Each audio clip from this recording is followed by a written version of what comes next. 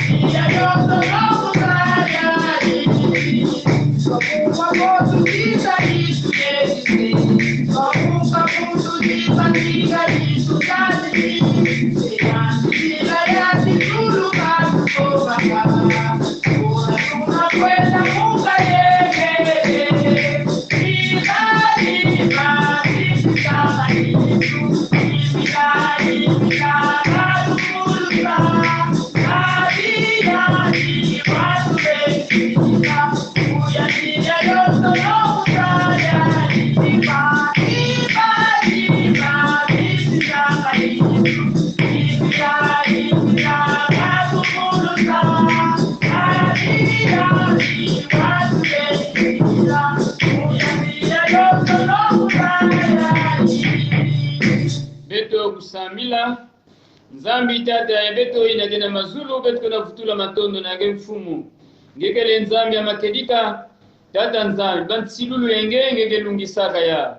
nina ya mfumu tata beto inagena mazulu beto gena kufutula matondo ya kulitila nange vanda na beto na kilokola ya mfumu lemvukila mosi na beto na masumu ya beto ina kena kutalana mutindu kibaka ina kena kunyimina beto na kuzonza nange na kuvanda pene nange mfumu ya beto sukula beto na menga ya mwana nge Yesu Kristo bikati nzambi tata beto nge kulemvukila beto samti ngekele nzambi ngekele tata ya makedika lemvukila tata beto ni bana yange lemvukila tata beto ni bisielo yange bikati kumenge ya kuzituswa na kumbu ya Kristo mfumu na mvulusi ya beto. Amen. Amen. Bampangi na bibusi mamu ya nzambi yakena kuzonzila na beto ti beno kuyangalala na kati na mfumu tiandi ti mukena kuzonza na beno ti beno yangalala bantangu nyonso ni tumwa Paulo ikena kuzonza na dibundi ya Bafilipo ni bubu yaipe mambo ina kena kuzwa kifulu na katikasi na beto fana vanda na kati na kuyangalala kati na mfumu samuti yandi ni tata ya beto nina yao mkena kuzonzila na beno dibundu ya tata nzambi nyonso beto nyonso baina mebu yonzama na suka ya na jifulu ya na baina kena kuwa beto na baisi ya nzenza na bisika ya mutindu bikati beto kwiza na kiyenge ya mfumu nzambi vanda na beto kintwadi toyaka malamu na kati na kusepela na kombo na nkolo na biso Yesu Kristo tika ete nzambe azala na biso elongo banda tango oyo kino libela na libela yangwana to libete bana nzambe mbote na biso ote Yesuswe ikapita kwetu mu ikatata nzambi tukulakisa esengo ya biso na liboso na Nzambe na nzela na nzembo ya lisanga. Nabatuka kunode, nabatuka kutule,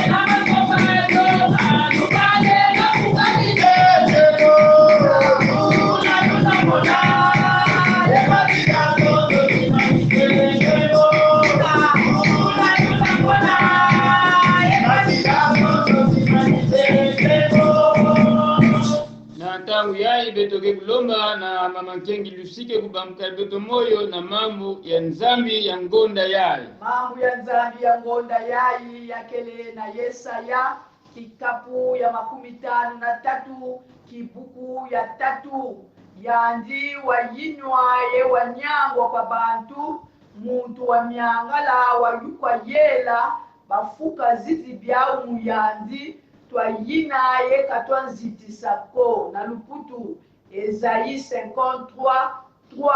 mépriser et abandonner les hommes de douleur et habiter à la souffrance semblable à celui dont on détourne le visage.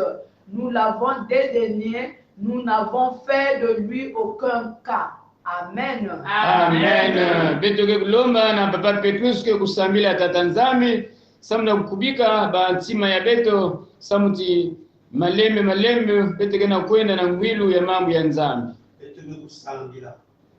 Nzambi ngeina ikele Nzambi ya lulendo Nzambi ya zola Nzambi ya nkenda Yesu Kristo ni matondo na zola matondo betena kutatama na kufulana ndanisinange na zola na levo inangi kusilaga beto ndangu nyoso ni matondo ya Nzambi na souffle de vie inangime kupesa na muntu na katikati na beto ya Nzambi. Yesu Kristo ya ndangu beto zola kuwa mambo yange mambo na ikele moyo mambo na ilenda kitula luzingu ya muntu mambo na Nzambi ina kele ya ntisi na kati ya muntu ya Nzambi nina maboko yange ya Nzambi kujekola ina yandi ya Nzambi nima kusola na kilokola esamu na kudikila betu tata Nzambi kaka mpeve yange kuyala yandi tata Nzambi katula kimuntu na katikati na yandi tata Nzambi kaka mpeve yange kuvoba na katina yandi afake ina kubasika na inu yandi ya Nzambi ya kunata njumoso na kizimu ya muntu inakikuwa mambo yeye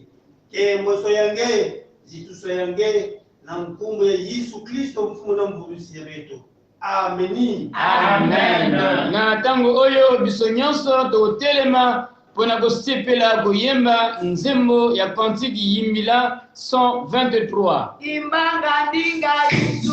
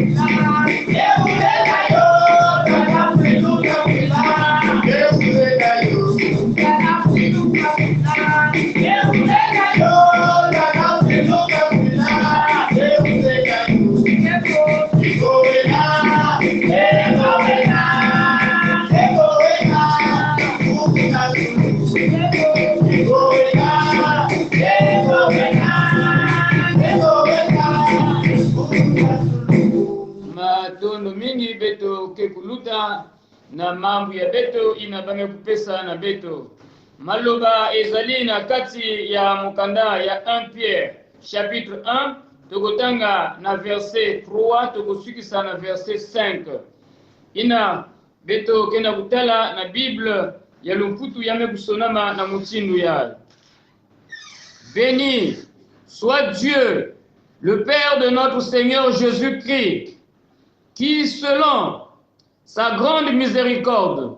nous a régénérés pour une espérance vivante par la résurrection de Jésus-Christ d'entre les morts, pour un héritage qui ne peut ni se corrompre, ni se souiller, ni se flétrir. Il vous est réservé dans les cieux. À vous qui, par la puissance de Dieu, êtes gardés par la foi pour le salut, prêt à être révélé dans les derniers temps. Amen. Amen. Ngudia diamu to mamana likambo oyo bapesi na biso yakena kuzonza na beto na lumputu la puissance du ressuscité dans nos vies. Nguya ya mosekwi kati na bomo na biso lulendo ya yani ina mefuluka na luzingu ya beto luzingu lulendo ya yani ina mefuluka na kati ya luzingu ya beto. Balingami na nkolo bandeko kati na lisangana nkolo Yesu Kristo esengeli bisoto ye baete na tango oyo Yesu akufaki asekwi atindelaki molimo mosanto lokola ye alakelaki yango katikati na lingomba mpe bayekoli babandaki kosakola sango malamu oyo yaliwa mpe alisekwa na Yesu Kristo eloko moko etungisaki bango mpwete bonyokoli ekotaki lukwamusu kotaka katikati na bao babandaki konyokola banzimi baoye bazali kotambola kolobela kosakola sango malamu na kombo na Kristo ena tango oyo bakonzi bayokani persécution ya mutino mutino ekweli kati na bango e banzimi bazalaki disperse bakomaki kokende bato na bipai na bipai nde bazali kosakola sango malamu kolobela bato nyonso ete Yesu akufi Yesu ndiye asekwi il est mort et il est ressuscité Jésus Yesu akufi Yesu asekwi bato bapanzani bakomi bipai na bipai na mokanda oyo Petelo azali kokomela liboso epai na baoyo bapanzana na kati na mokili to la diaspora baoyo bakendeki bakimaki bonyokoli ya ndenge na ndenge banzimi bazali bipai na bipai me bazali kotia elikia na bango epai na nkolo Yesu Masiya na ntina ete bango nde basengeli koyeba eke elikia oyo bazali kotia na nkolo Yesu Masiya ezali elikia ya pamba te likambo ya motuya na nzela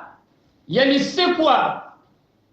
ya nkolo Yesu Kristo Nzambe nde azali kosala bikamwiseli ya koleka na nzela ya lisekwa ya nkolo na biso Yesu Kristo Nzambe azali kotonga bomoi na sika na katikati na bango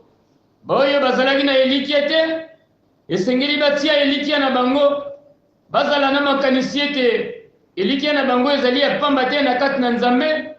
e baoyo bazalaki découragé bayeba eke découragement na bango ekosila na ntina ete lisekwa na Yesu emonani lokola eloko na sika oyo ezali kopesa elikia oyo ya sikisiki oyo ezali bomengo epai na bango oyo ekomemela bango lokumu oyo moko na bango esengeli amona nkembo na lisekwa oyo ya nkolo Yesu Kristo na nzela na kosekwa na ye Yesu nde amemeli lokola libonza oyo elongo banaki epai na ba oyo nyonso bati elikia na ye epai na bango balingami na Kristo ni yango wana moto nyonso oyo azali kolikia tokotia elikia na ye epai na nkolo Yesu Kristo esengeli azala rassuré azala na assurance ete bomoi oyo Nzambe abombeli pona ba oyo bazali kolonga pona ba oyo bakangami na ye yende azali kozwa yango bobele na nzela wana ya kosekwa na Yesu na nzila ya mfulukulu ya mfumu ya beto Yesu Kristo kivuvu ya kuzwa moyo ikele kivuvu ya kuzwa moyo ikele kivuvu ya kutambula lusakumunu ya mfumu ikele samuti yakele ya pamba ve ba ubisiri ya Nzambi bane ya Nzambi bakena kukota na kati na lukwamusu ni Nzambi ke kuvutula na bao iname kufanakana ya mwana balingami na Masiya yebiso nde esengeli toyeba eke na nzela na nkolo na biso Yesu oyo asekwi to na nzela na lisekwa na nkolo na biso Yesu Kristo baoyo babunganaki bango bakozala bato oyo bakomona na lisusu baoyo babungisaki biloko na bango babungisaki bomengo na bango banyonga pona yango te parce que yango ekomona na bango lokola un gain eba oyo bazalaki na bamaladi bazali konyonga kati na yango bango nde bango bakotambola lobiko bakozwa lisungi oyo kouta epai na Nzambe mécontent bango ne bakozala bato na esengo, ils seront joyeux na po ete lisekwa na nkolo ezali eloko moko ya makasi pe ya motuya oyo Nzambe azali kolakisa nguya mpe bolingo na ye, oyo Nzambe azali kolakisa mawa na ye na katikati na baoyo ya ye. Yangwana balingami na masiya soki Petelo azali ko raisonner na motindo oyo na baoyo bapanzanaki bipai na bipai, ebo biso mpe baoyo tozali lelo na beto bayina kele bubia bayina kena kutula kiminu ya beto na mfumu Yesu bayina pe lukwa musu kena kukota na beto na kati na makanda na kati na babwala na bisika ina beto kele samuti beto meku ndima mfumu ya beto Yesu Kristo beto sikila na kuvanda na kiminu na kivuvu ti mfumu lenda kubika beto ve lusaku munu ya mfumu beto we kutambula yao moyo ya mfumu beto we kutambula yao na nzila ya funukulu ya mwana yani Yesu Kristo beto kena kukota na katikati na moyo ya malumalu na moyo ya malumalu na luzingu ina ya makedika ina nzambi yani mosi mekukubika nina yao mpangi ya munu mpasi yangena nzila ya Yesu Kristo yake ya mpamba mpasi yangena nzila ya Yesu Kristo yake ya pamba yakele samuna nzitusu ina samuna nkembo ina kena kuvingila nge na matwala bika tinzambi kuvanda na beto batangu nyonso yani kukeba beto yani lenda kubika beto ve na nzila ya mfulukulu ya mwana yani Yesu Kristo yani kena kusakumuna beto bika tatanzambi kusakumuna mambo yai pe yani kusalisa beto samuna kutambula ya makedika nyonso makedika ina kele kati na mambo yai. Amen. Amen. Matthieu 4:4. Il est écrit, l'homme ne vivra pas de pain seulement, mais de toute parole qui sort de la bouche de Dieu.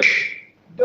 Corinthiens 2:11. Afin de ne pas laisser à Satan l'avantage sur nous, car nous n'ignorons pas ses desseins. Beto bana banzambi tutela beto.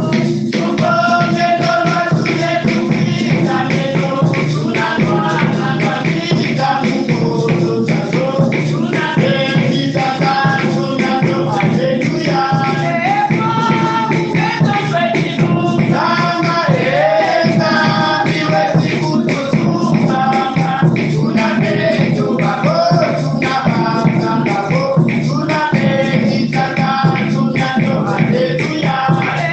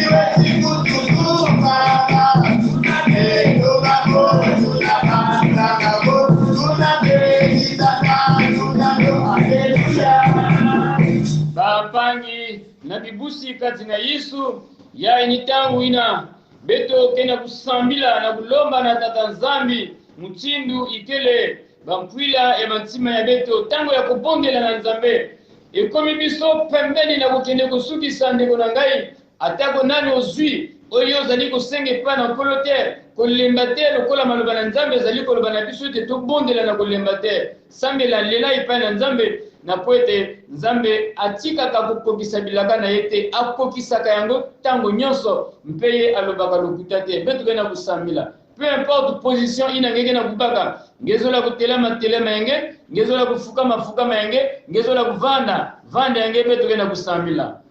matoni na nge nzambi tata beto inakena mazulu ngeni nzambi ya moyo nge nzambi ya makedika nge nzambi ya lusaku munu mfumu ya beto nzambi kana ngeve ya kaka diaka ni nani ina lenda kulungisa bansilulu ya yani na katikati na beto bobele yo moto koki kokisa bilaka na yo kati na biso nzambe yango na elikia na biso tozali kopesa tango nyonso epai na yo masia tobelemi na kosukisa bileko oyo ya mikolo tuku minei ya komilalisa nzala mpe kosambela yo nzambe na biso lokola yo moko Yesu okendeki na esobe esika oyo satana ye wana oyo azalaka profito situationniste akendeki komeka yo na nsima na kosala mikolo tuku minei nzambe batela biso bana na yo na ntina ete ekomi biso na bileko oyo ya kosukisa Seigneur tango oyo ya mabondeli ya mikolo tuku minei sans doute satana mpe abelemi me kasi batela biso sunga biso salisa biso nzambe opesaki bilaka na katikati na bamama na batata na bilenge na bana mike na lingomba na yo nzambe mingi basili kozwa mingi basili komona bikamuseli na yo me bamosusu nano bamoni te yo ozali un Dieu vivant un Dieu qui promet et qui réalise yo ozali nzambe oyo soki opesi elaka okokisaka yango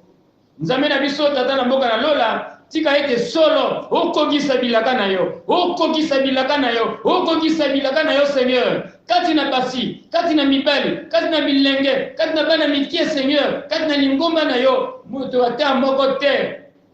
azonga to atikala na likambo moko oyo ye azangi kozwa ye yano tolobi ete toyebi ete solo maloba na yo ezali ko rassurer biso ete ce qui est impossible aux hommes n'est que possible à Dieu yo zali nzambe yo ndi moto zana makoki ya kokosa nyonso et tout est possible à celui qui croit. Nous le croyons Seigneur que tout ce que nous avons demandé, tout ce que nous voulons Seigneur avoir dans notre vie, tout ce que nous voulons récupérer Seigneur dans notre vie nous soit donné de la part de notre Seigneur Jésus-Christ qui est ressuscité. Seigneur, ose kwa ki apamba te Yahweh ose kwa ki pona kolagisa lokumu na yo pona kolagisa nkembo na yo nguya na yo bonene na yo Seigneur mpona biso mpe ne na likolo na bikelamu nyonso oyo ezali awa na se yango na Yesu kanisa mpona bamama oyo mabala na bango ezali kokota nyungu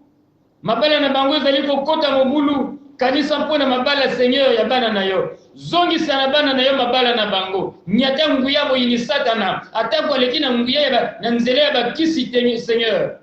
zongisa mabala na bana na yo tia kimia na kati na mabala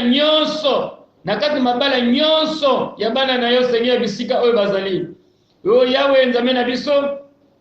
mingi balelaki epai na yo likambo eteli mikanda na bango ya long séjour kuna na poto Yahweh pesela bango mikanda kota na mitema na ba autorité ba comprendre Seigneur bazwela yango likambo na motuya mpe bapesela bango biyano bazwa mikanda oyo ya long séjour kuna na mikili na poto nzambe na nguya mingi bazali kuna pe bazana misala te sunga bango bazwa misala Seigneur Jésus bazwa misala ba oyo bazali ko nyukwama na likambo teli bokono quelque soit mosika oyo bazali nzambe batambola biyano bazwa biyano bakutambula bamvuto na diamu ina nekutala lunia kusu ya banzutu ya banzoto na bango ekdika bakubeluka na bimbevu ya mutinu Seigneur samti kungu ya kaka na inza ya ikeleve ina bantu lenu kutambula pulusu na ya kana yake be kumbi yange ni kaka na kumbi yange Yesu Kristo nzambe bimangu yidika bimangu mutu na mutu kutambula mvutu na jamu kena yake o nzambi tata beto yini na mazulu kaka ninge sala mutimbi kele luzolo yange nzambi sala yidika na mutu tata nzambi sakumuna bana l'école baina kena kudila na kwenda longoka na baisi ya nzenza na baina kele na ba classe d'examen pesa baba kizama ya bao na kipwanza nyonso pena kiyenge nyonso da Tanzania baba kubakula tingeke ya makedika tata ya ba mutindu ngempe nzambi ya beto ngekele tata ya mfumu ya beto Yesu Kristo ina ngeke banzilaga batangu nyonso ina ngeme kulakisa na lulendo nyonso tingekele nzambi ya yane makedika na ina ngeme kufulusa yani o nzambi tata beto matondo samuna nyonso bika tikiyenge yange kizunu yange zola yange ya kumonika na katikati na beto na bamamu nyonso ina beto kwenda kulomba nange lungisa ya bantu nyonso baina kele na bimbevu bakubeluka na kumbi ya Yesu matondo nange nzama makedika samu keke zonzaka makedika ngeke vunaka ve na kumbi ya fumu ya beto Yesu Kristo beto kwenda kulomba amen bampangi na bibusi na kati na Yesu beto fwana kuzaba ke mfumu ya beto ke zonzaka makedika niani zonzaka te mukele nzila mukele makedika pe mukele moyo nina yao beto fwana kuzaba te nyonso ina beto mekulomba na yani ke kuidika yao ba verset biblique ya kilumbu ya bubu ya ni ya kilumbu ya bubu mercredi beto kele na Hébreu chapitre 6 betoke bana na kutanga na verset 11 betoke sugisa na verset 15 Hébreu 6 11 à 15 inani na 10 heures na 12 heures betokele na 2 Jean le chapitre 1 du verset 1 au verset 13 2 Jean chapitre 1 du verset 1 au verset 13 na ngunga ya 15 heures betokele na Galates chapitre 4 du verset 6 au verset 7 Galates chapitre 4 du verset 6 au verset 7 na 17 heures betokele na Jean chapitre 1 du verset 1 au verset 9 Jean chapitre 1 du verset 1 au verset 9 matondo samuna ngwilu ya mbote bikati nzambi tata ya beto ina mekufulusa mfumu ya beto Yesu Kristo yani kuvanda na beto bantangu nyonso pe yani kulungisa bantilulu ya yani na katikati ya beto nyonso kena kutelama beto ke kusambila mpe beto ke kumanisa kilokola ya beto na manima ya kuyamba lusagumunu ya mfumu Zambi kavana mwana